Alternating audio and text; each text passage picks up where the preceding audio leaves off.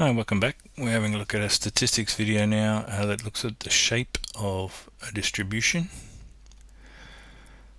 The first distribution we're going to have a look at is a symmetrical shape to it. We've got the frequency on the left-hand vertical axis and the scores all the way across. And I guess the different frequencies of the different scores are indicated by the red line. And you can see from the shape of that it's very symmetrical. It's almost like a dotted line that you could put down the middle there is the mirror. And the left-hand side of the scores there, very similar to the right-hand side except mirror reversed. And the indication is that we have the mean, which measures the center of a bunch of scores, or tries to represent the center of a bunch of data, and the median, which also represents the center, and the mode, which is usually in the center of a set of scores. The most popular score, or the score that occurs the most, is often in the center of the scores as well. They're all called the measures of location, and that location they're trying to measure is the center of a bunch of scores. In a symmetrical set of data, when the data has a symmetrical shape, they're all lined up in the middle. And so that can be our reference point to the other different shapes we're going to discuss in this video. So that's our first one. Symmetrical, the mean, median, and mode are all in the center there. The data is evenly spread. Positively skewed data, that the mode, mean, median, and mean, the measures of the center aren't identical to each other. You can see they're in that arrangement down here. The mode is first, then the median, then the mean. And you can also tell that it's not totally symmetrical around the middle here. There's a high amounts of frequencies of scores early on, and then it tails off. The frequency tails off, we would say. So that the tail points to the right there.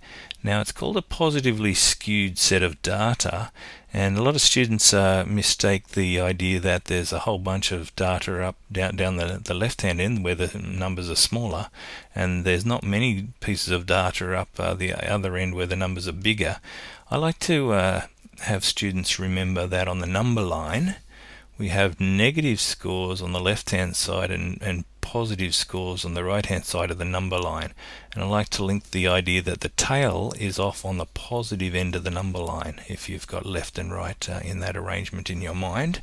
So I like to think that the tail tells the story, making a bit of a play on the word tail there and spelling it another way, T-A-L-E.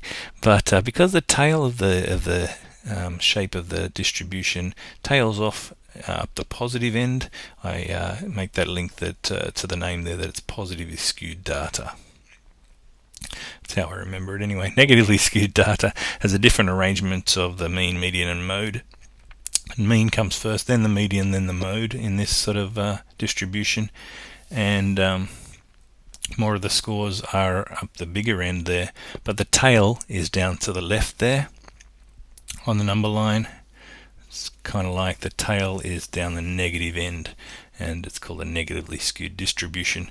So I like to focus on where the tail of the distribution is, and that kind of tells me, along with the idea of the number line, whether it's a positively or negatively skewed distribution. So just to recap, we have the symmetrical distribution with the mean, median, and mode all lined up in the center there.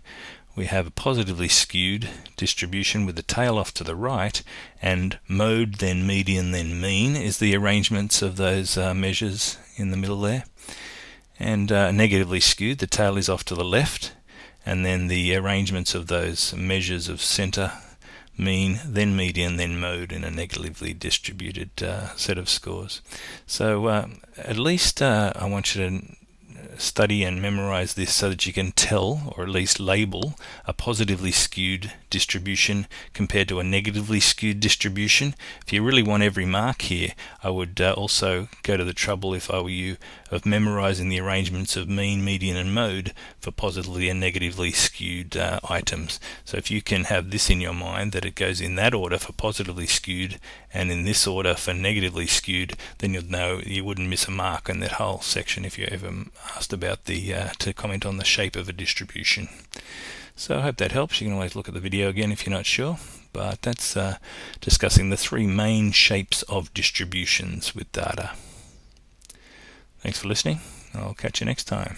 peterblakemaths.com